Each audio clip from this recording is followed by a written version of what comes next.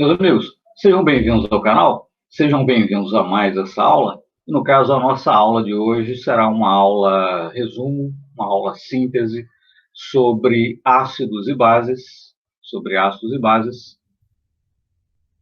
Só um instantinho aumentar aqui a tela.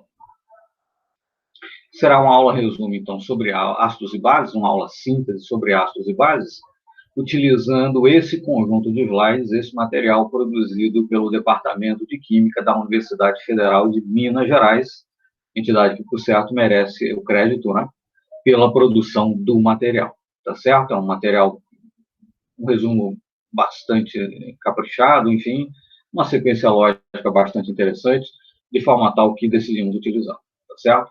Bom, primeiramente, vamos discorrer só um pouquinho, muito brevemente, sobre a importância de se estudar ácidos e bases, né?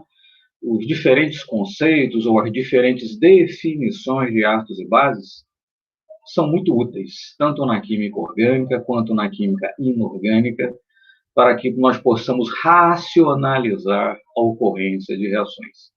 Por que que essa substância reage com aquela e não com aquela outra, por exemplo? Por que que essa substância tem mais afinidade por essa do que por aquela outra, etc. Enfim, os conceitos de ácidos e bases nos ajudam a compreender, né, diferentes reações químicas, tanto orgânicas quanto inorgânicas, funcionam como um elemento a mais, né, de racionalização do como e do porquê da ocorrência das reações químicas. Além disso, né, o conceito de ácido e base vai nos trazer aí, estará relacionado à escala de pH, nós podemos atribuir um valor numérico à acidez ou basicidade das soluções, e isso também é muito útil, né? Quando nós formos falar, por exemplo, de soluções tampão, etc. Perfeito? Mas vamos lá, então. Bom, conceito de ácidos e bases de Arrhenius, né? Já antecipo, caiu um material aqui, pessoal, mas enfim. Já antecipo, alguém poderia dizer, bom, mas aqui é o conceito de ácidos e bases de Arrhenius, né? Foi elaborado aí perto do fim do século XIX, 1887. Né? Na verdade, a noção, a proposição da ionização de substâncias, né? Arrhenius apresentou, inclusive, na sua tese de doutorado, né? E essa proposta de que as substâncias são capazes de dissociar-se produzindo íons, né? Produzindo íons, na época, né?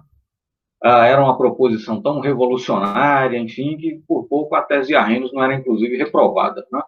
Consta que o seu orientador, né, deixou ele meio de escanteio, digamos assim, né? Como tentando dizer, olha, esse rapaz aí propôs essa tese meio maluca, né? Ok, vamos aprovar o trabalho dele, coitado, mas eu não tenho nada a ver com isso, qualquer coisa assim, né? Enfim, coisas da história da ciência. Mas vamos lá. Ok, proposição de Arrhenius, final do século XIX, né? Mas você tem definição desde o colégio, nós conhecemos definições de Arrhenius, Bronsted-Lowry e Lewis, né? Aí na universidade nós vamos ainda ouvir falar em definição de Lux-Fluid, sistema solvente, a definição de ácidos e bases duros e macios e por aí vai, mas Lux-Fluid e ácidos e bases duros e macios vão ser explorados na disciplina específica de química inorgânica. Mas vamos lá, as definições de Arrhenius, Bronsted-Lowry e Lewis, né? E existem outras, né? Já são nossas velhas conhecidas desde o colégio, desde o ensino médio. Alguém poderia dizer, bom, mas se a definição de Arrhenius, de Bronsted-Lowry surgiu depois da definição de Arrhenius, e a definição de Lewis surgiu depois da definição de Bronsted-Lowry, então das três, a mais recente, a mais, né, moderna, por assim dizer, é a de Lewis, né? Bronsted-Lowry veio depois de Arrhenius e Lewis veio depois de Bronsted-Lowry. Então, Lewis seria a mais recente. E por que não usamos simplesmente a definição de Lewis e pronto? Né? Por que ainda usamos até hoje, estudamos até hoje a definição de Arrhenius e Bronsted-Lowry, não é? Elas não perderam a sua validade, etc. A resposta é não, não perderam a sua validade. E elas são utilizadas até hoje porque são úteis, porque são aplicáveis, né? Porque dependendo da natureza, né, do solvente, da espécie ou espécies que estão dissolvidas no solvente, utilizar a definição de Arrhenius é perfeitamente razoável, ou utilizar a definição de Bronsted-Lowry também é perfeitamente razoável, né? São definições ainda em voga porque envolvem, por exemplo, no caso da definição de Arrhenius, né, liberação de íons H+, e OH-, ou aumento da concentração de íons H+, e OH- em água, né? E até hoje o solvente mais utilizado na maior parte das reações é água, quer dizer, então não há por que aposentar-se, né, a definição de Arrhenius. Então, ainda são utilizadas porque são aplicáveis, são úteis, são operacionais. Né? Bom, definição de Arrhenius. Uma substância quando dissolvida em água aumenta a concentração de íons H+. Base, uma substância quando dissolvida em água aumenta a concentração de íons OH-. Tipicamente, um ácido forte como HCl, uma base forte como hidróxido de sódio, dissolvida em água, por certo, aumenta a concentração de íons H+. No caso do HCl, no caso do hidróxido de sódio, por certo, aumenta a concentração de íons OH-. Né?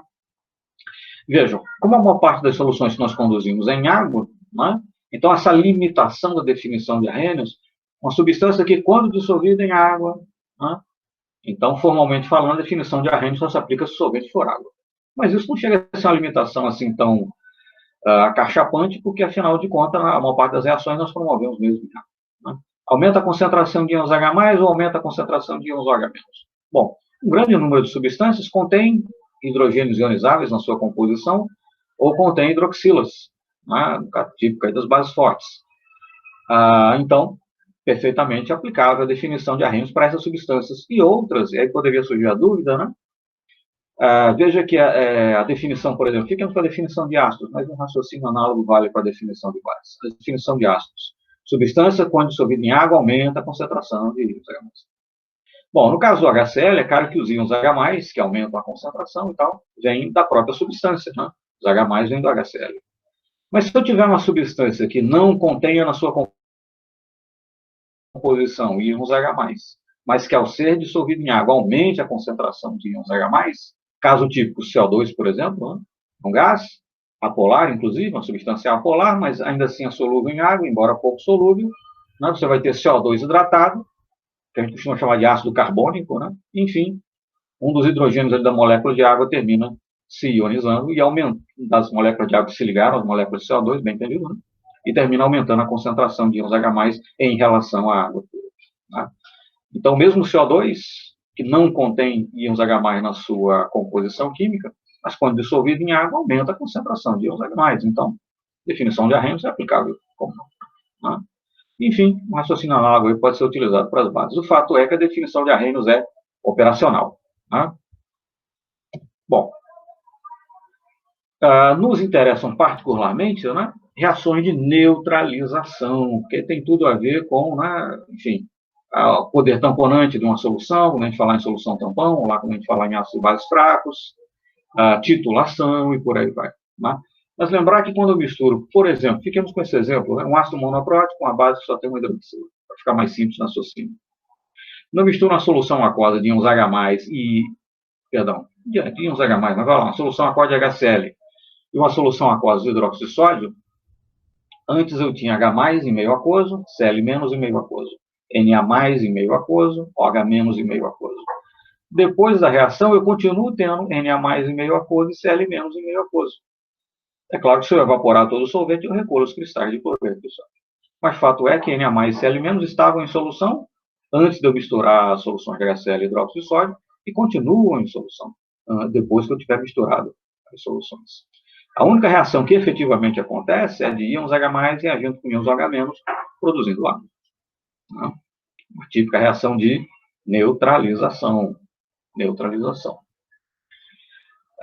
E essa reação é a que efetivamente acontece. É por isso que muitas vezes, quando você vai estudar aí o calor de neutralização, né, usando diferentes ácidos, diferentes bases, no fim das contas, você termina encontrando, se você tomar, aí, por exemplo, diferentes bases que têm uma hidroxila e diferentes ácidos monopróticos, só para, né, facilitar aqui o raciocínio, você termina, muitas vezes, medindo praticamente dentro do experimental o mesmo calor de neutralização.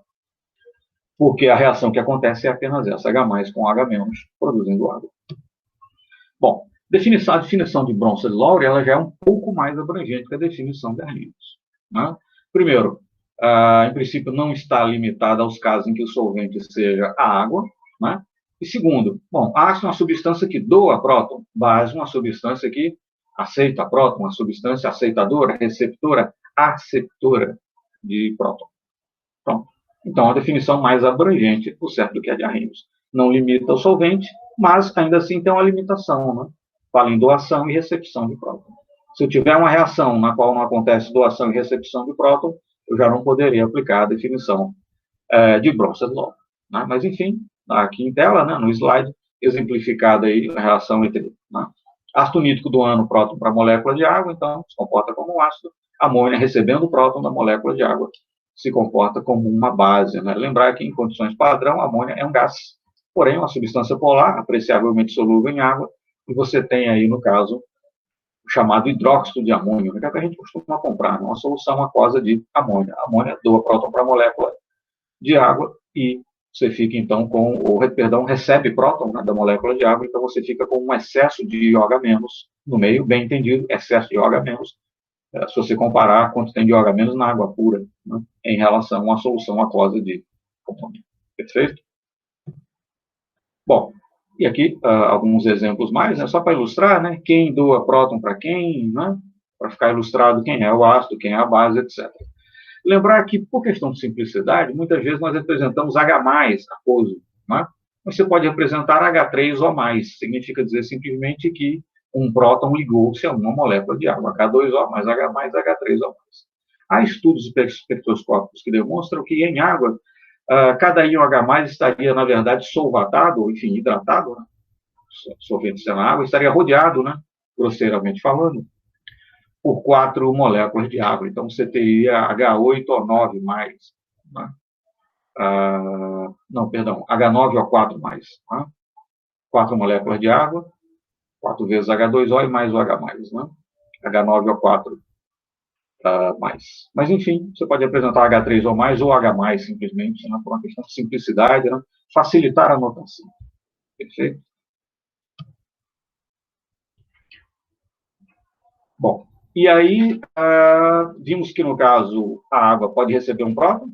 Você, por exemplo, está dissolvendo um ácido nítrico, ficando com os exemplos que estão aqui em tela, né? Ou ela pode doar um próton, se você estiver, por exemplo, dissolvendo amônia em água. Então, a água, tanto ela é capaz de receber próton, quanto ela é capaz de doar próton, né? Você vai dizer, então, que ela é uma substância anfiprótica, né? Anfiprótica. Bom, e algumas informações mais sobre o íon hidrônio, né, que a gente falou agora, né? Você pode representar como H3O+, H5O2+, o H9O4+, mas por uma questão de simplicidade, né, na anotação, é mais prático representar como H3O+, ou simplesmente como H+, mesmo. Né? Mas lembrar que em água, evidentemente, esse H+ estará rodeado por moléculas de água. Né? Então, a fórmula mais apropriada seria H9O4+. Tá certo? Algumas informações mais sobre o íon hidrônio vou deixar para vocês lerem com calma os slides. Né? Ângulo de ligação, comprimento de ligação no íon hidrônio, etc. Bom, o conceito de ácido-base de Bronsted-Lowry, né, que fala em doação de próton, recepção de próton, vai nos levar ao conceito de par ácido-base conjugado. Par ácido-base conjugado. Perceba, por exemplo, a amônia pode receber um próton de molécula de água, formando NH4+, né, e deixando um excesso de OH- no meio. Por isso, então, a solução aquosa de amônia é básica. Né? Bom, mas se a amônia, se NH3 é capaz de receber um próton, isso significa dizer que NH4+, que já possui um próton, pode, em princípio, doar esse próton. Né?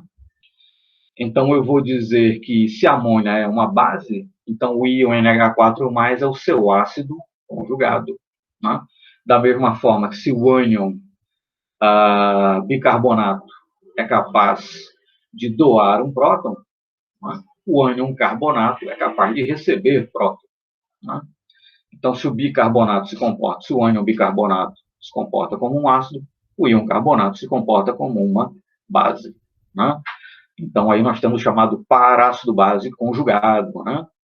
E tendo em vista que para um par conjugado ácido-base, Ka, constante de ionização do ácido, vezes Kb, constante de ionização da base, é igual a Kw, constante de autoionização da água, né? Surge uma consequência, enfim, físico-matemática, digamos assim. Né? Quanto mais forte o ácido, mais fraca será a sua base conjugada e vice-versa. Né? E vice-versa. Quanto mais forte o ácido, mais fraca a sua base conjugada e vice-versa. Bom, e aqui nós temos alguns exemplos, né, de ácidos e suas bases conjugadas. Né? De alguns ácidos e suas bases conjugadas. Bem entendido, aí estamos falando de ácido de arrênios e base de arrênios. Né? ácido capaz de doar próton, base, uma espécie capaz de receber próton. Bom, aqui um exemplo mais, né? A reação entre o cloreto de hidrogênio e a amônia pode ocorrer na ausência de solvente. Né? A amônia gasosa pode reagir com HCl gasoso. Lembra que HCl gasoso, o nome correto é cloreto de hidrogênio, é isso que é, né? Cloreto de hidrogênio. A gente fala ácido clorídrico, não é correto. Agora, cloreto de hidrogênio dissolvido em água, ele vai doar um próton para a molécula de água, vai acidificar, vai aumentar a concentração de H+ no meio em relação à água pura. O meio vai passar de um pH 7 na água pura para um meio menor que 7. O meio será acidificado, você pode chamar uma solução aquosa de HCl de ácido clorídrico. Tá? Mas o HCl é simplesmente cloreto de hidrogênio. Bom, cloreto de hidrogênio em condições padrão é um gás, assim como a amônia em condições padrão também é um gás. Mas esses dois gases podem reagir diretamente entre si e formar um sólido, né? Cloreto de amônio. É uma ilustração muito típica, né, da reação entre dois gases que reagem entre si, formando um sólido.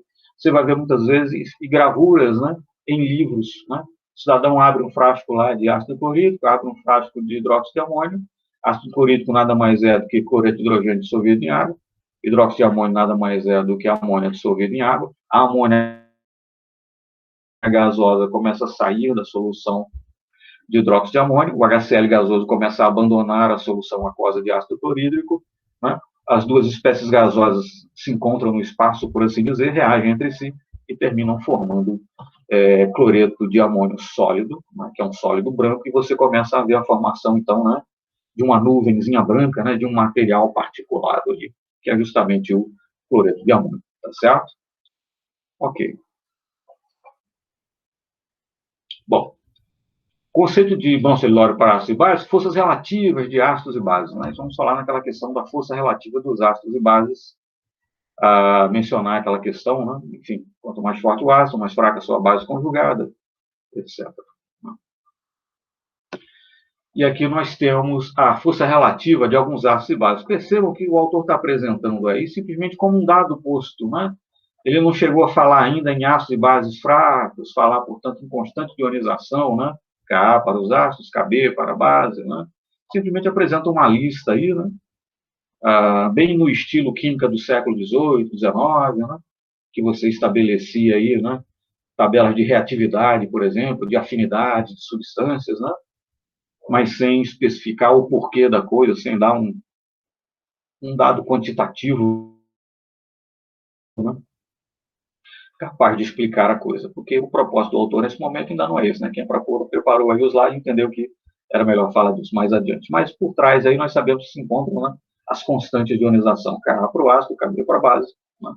Em se tratando de par conjugado ácido-base, quanto mais forte o ácido, quanto mais forte o ácido, mais fraca a base conjugada, e vice-versa, e Ka vezes Kb igual a Kw. Bom, mais um pouquinho aí sobre forças relativas de ácidos e bases, né? Enfim, deixo para vocês como leitura, né? Para a gente não ficar aqui enfadonhamente, né? Lendo slides, tá certo?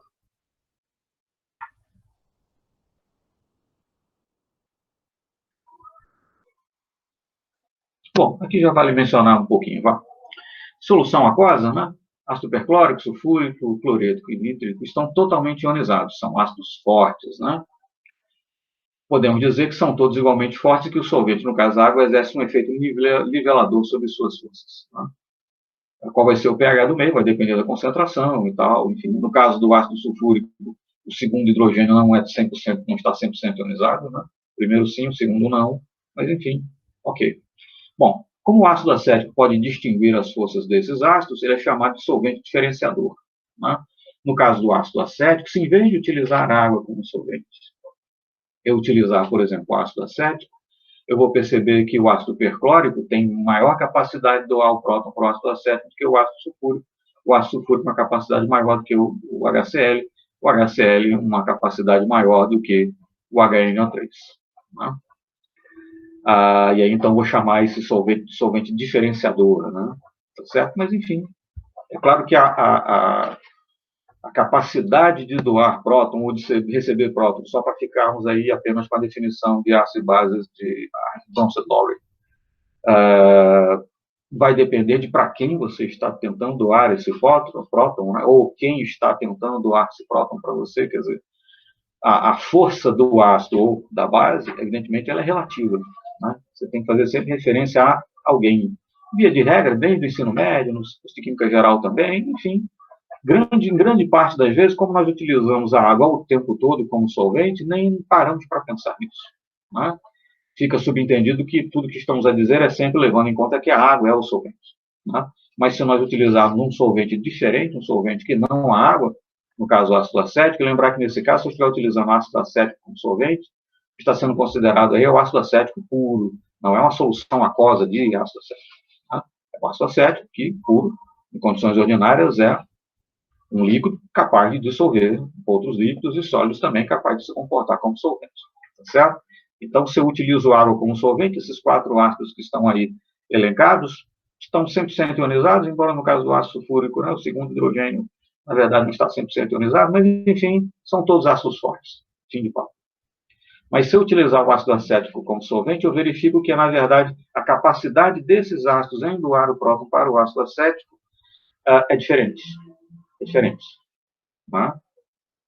Já não será, né, exatamente a mesma daí dizer que o ácido acético vai se comportar, nesse caso, como um solvente diferenciador. Bom, a força relativa de um ácido ou de uma base pode ser expressa quantitativamente com base na sua constante de equilíbrio, né? Ka para o ácido, Kb para a base, né? Quanto maior Ka, né? Se eu tiver ácidos com diferentes valores de Ka, o ácido que tiver o maior Ka é o ácido mais forte. Né? Da mesma forma que se eu tiver diferentes bases, a base que tiver o Kb mais forte é também a base mais forte. Né? No caso de um ácido fraco ou de uma base fraca, eles não estão 100% ionizados, e aí, abrindo um parêntese, né? Quando você fala em ácido forte, ácido fraco, base fraca, esse adjetivo forte ou adjetivo fraco está fazendo referência a uma reatividade, está fazendo referência a grau de ionização. Né? Ácido clorídrico, enfim, cloreto de hidrogênio dissolvido em água, né? Enfim, ácido clorídrico é um ácido forte. Se você colocar um pedaço de cobre em uma solução concentrada de ácido clorídrico, informalmente não há qualquer reação. Se você pegar um pedaço de cobre e colocar numa solução relativamente diluída até de ácido nítrico, ocorre a reação imediatamente, formando NO, que reage com oxigênio, forma NO2, que é um gás castanho, forma nitrato de cobre, enfim, uma reação bem conhecida. Mas se tanto o ácido nítrico quanto o ácido clorídrico são ácidos fortes, por que o cobre reage com ácido nítrico e não reage com ácido clorídrico? Então, quando você diz ácido forte, ácido fraco, base fraca, você não está fazendo referência à reatividade. A reatividade é governada por outros parâmetros, né? além de simplesmente o grau de ionização do ácido ou da base. Né? Potenciais redoxos, por exemplo, coisa do gênero. Né? Quando você usa o adjetivo, então, forte ou fraco, você está fazendo referência a grau de ionização. Um ácido forte, uma base forte, 100% ionizados ou coisa que o valha. Alguns autores tentam estabelecer um critério objetivo, né? Se o ácido ou a base estiver 70% ou mais ionizado, você vai chamar de forte, ou 80% ou mais ionizado, você vai chamar de forte. Mas, enfim, acho uma preocupação meio barroca, né? Tentar, nesse caso, estabelecer um critério objetivo. Um ácido forte, uma base forte, está 100% ionizado ou próximo disso. Para fins de cálculo de pH, por exemplo, você vai considerar que está 100% ionizado. Ponto. No caso de ser um ácido fraco ou uma base fraca, evidentemente não está 100% ionizado. Se estabelece um equilíbrio, né? Entre a espécie, a forma ionizada e a não ionizada do ácido ou da base, e você precisa, então, conhecer o valor da constante de equilíbrio do ácido, K, ou da base, Kb, para poder saber qual a concentração de íons H+, ou H- no equilíbrio, e, por conseguinte, para poder calcular o valor de pH. Ok, aqui para as bases, como eu disse, pessoal, não vou ficar aqui lendo os slides também, fica uma coisa enfadonha, né? Vocês podem ler os slides com calma depois, tá certo? Mas, enfim, o mesmo raciocínio que utilizamos para os ácidos, um raciocínio análogo, né, pode ser utilizado para as bases. E agora sim, você tem aí uma tabela com valores de Ka, né, para diferentes ácidos, né, para diferentes ácidos. Chamar a atenção só, por exemplo, o ácido fosfórico, no ensino médio a gente está muito acostumado, né, a tratar o ácido fosfórico como um ácido forte 100% ionizado, então a concentração de íons H+, numa solução 0,1 mol por litro de ácido fosfórico seria 0,3 mol por litro porque cada mol de ácido de H3PO4 libera 3 mols de H+ em solução. Mas isso não é verdadeiro, né? Percebam que a primeira constante de ionização do ácido fosfórico é da ordem de 10 a menos 3. Né? Está mais para fraco do que para forte, e de qualquer forma não está 100% ionizado, nem de longe. Né? E a segunda e terceira constante de ionização, que não aparecem aí nessa tabela, pior ainda, os valores são ainda menores. Né? Então, tomar o ácido fosfórico como um ácido forte, que está 100% ionizado, né? E para cada mol de ácido fosfórico H3PO4 em solução, eu vou ter aí 3 mol de íons H+. Aquilo que a gente fez muito lá no ensino médio, não é correto. Né? Não é correto. Enfim, água e escala de pH. Bom, a gente conhece lá desde o ensino médio, né? A escala de pH vai de 0 a 14, o pH correspondente à neutralidade é igual a 7, pH acima de 7, o meio é neutro, pH abaixo de 7, pH acima de 7, o meio é básico ou alcalino, né? pH abaixo de 7, o meio é ácido, né? Mas a escala vai de 0 a 14, porque nós estamos levando em conta aí solvente como água, a água como solvente, né? E o produto iônico da água é 10 a menos 14, por isso que a escala vai de 0 a 14, né?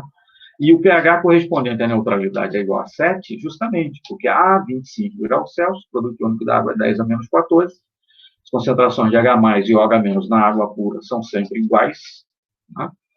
E então cada uma das concentrações será igual a 10 a menos 7, pH está definido como menos o log da concentração de íons H+, e menos o log de 10 a menos 7 é 7. É por isso que a 25 graus Celsius, solução padrão, temperatura padrão, né? Enfim, o valor de pH correspondente à neutralidade é 7. Né? Mas percebam que o produto iônico da água, a constante de auto-ionização da água, assim como outras constantes de equilíbrio, é fortemente afetada pela temperatura. Então, em outras temperaturas, o produto iônico da água já não será 10 a menos 14. A escala de pH já não irá de 0 a 14, mas estará num outro intervalo. E, por conseguinte, o valor do meio da escala, né, o valor correspondente a concentrações iguais de íons H+ e OH-, o valor correspondente à neutralidade, que é 25 graus Celsius, é 7, em valores maiores ou menores do que 25 graus Celsius, né, esse valor correspondente à neutralidade será diferente. Né, certo? Será diferente. E algumas questões nos livros que, às vezes, né, tiram os alunos de tempo por conta disso. O indivíduo acha que, não importando qual seja a temperatura, o valor de pH correspondente à neutralidade será sempre 7, o que não é verdade. Mas, enfim, sim, também pOH, podemos definir pOH como menos o log da concentração de OH-. Na água pura, concentrações de H+ e OH- são iguais, pH é igual a pOH, que é igual a 7, né? E, como relação geral, pH mais pOH é igual a 14, de forma tal que, se eu calcular o pOH, posso calcular o pH e vice-versa. Bom, nós temos, então, por último aqui, nesse conjunto de slides, a definição de Lewis, né? Então, base, uma substância doadora de par de elétrons, ácido de espécies aceptora de par de elétrons. Evidentemente, a definição de ácido e base de Lewis não poderia ter sido elaborada antes da descoberta do elétron, né? Porque ela fala em elétrons, né? Doação de par de elétrons. Quem doa par de elétrons é base. Recepção de par de elétrons. Quem recebe, quem é uma espécie aceptora de par de elétrons, é um ácido. Enfim. A definição de Lewis, então, é, por certo, mais abrangente do que a definição de Arrhenius e mais abrangente também do que a definição de Bronsted-Lowry. Né? Não fala em solvente, não especifica qual tem que ser o solvente, não fala em doação dessa ou daquela outra espécie química, como no caso da definição de Bronsted-Lowry, né? Que fala em doação e recepção de próton, né? Vai falar em doação e recepção de par de elétrons. Pronto. Né? É importante destacar a essa altura o seguinte: se, e somente se, mais de uma definição de ácidos e bases for aplicável a um mesmo sistema, e nem sempre é, por exemplo, a definição de Arrhenius fala quando for dissolvido em água. Né? Se o solvente não for água, eu já não posso aplicar Arrhenius. A definição de Bronsted-Lowry fala em doação de prótons, recepção de prótons. Se eu tenho uma reação em que não ocorre nem doação nem recepção de prótons, já não posso aplicar Bronsted-Lowry. Né? Mas, enfim, se, e somente se, mais de uma definição de ácidos e bases for aplicável a um mesmo sistema, essas definições não vão se contradizer, não vão levar a resultados contraditórios. Né? Olha, a esse sistema aqui, a essa reação em particular, posso aplicar as definições de Arrhenius, Bronsted Lowry e Lewis. De acordo com Arrhenius, é um ácido. Se eu aplicar a definição de Bronsted Lowry, vai ser uma base, e se eu aplicar a definição de Lewis, vai ser uma base também. Se mais de uma definição for aplicável, as 3 definições, 4, quantas sejam, devem conduzir à mesma conclusão. Quem é ácido numa definição, também é ácido na outra, é ácido na outra. Quem é base numa definição, deve ser base na outra, deve ser base na outra definição. E se você aplicar uma terceira definição, vai concluir que é base também. Né? Então, a definição de Lewis tem a vantagem de ser mais abrangente. Né? Não especifica nenhum solvente em particular, não especifica a participação de nenhuma espécie química em particular, no sentido de algum átomo, enfim, de algum cátion, de algum ânion específico, mas vai falar em par de elétrons. Né? Mas como em toda reação, algum tipo de participação, né, de elétrons estará sempre envolvida, haverá sempre participação de elétrons, então, o princípio Lewis vai ser aplicável a toda e qualquer reação química. Bom, pessoal, esse era o nosso último slide, tá certo? Temos aqui um exemplo, mas vocês podem parar, ler com calma, etc. Mas, enfim, ficamos por aqui e mais sobre ácidos e bases aparecem em alguns outros vídeos no nosso canal e talvez nós façamos também um outro vídeo com outro material, se for o caso, tá certo? Muito obrigado e até a próxima.